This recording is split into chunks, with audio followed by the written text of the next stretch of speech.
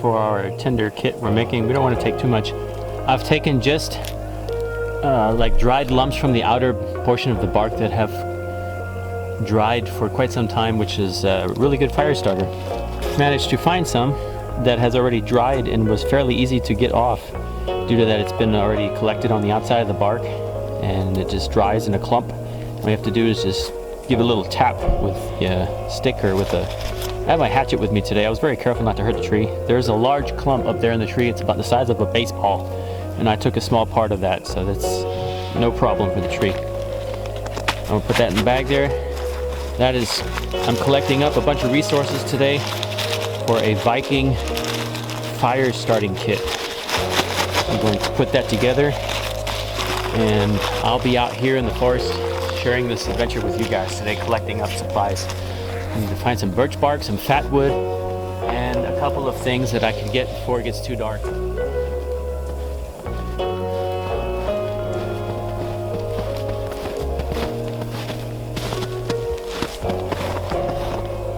Boar tracks. Right next to the Viking camp.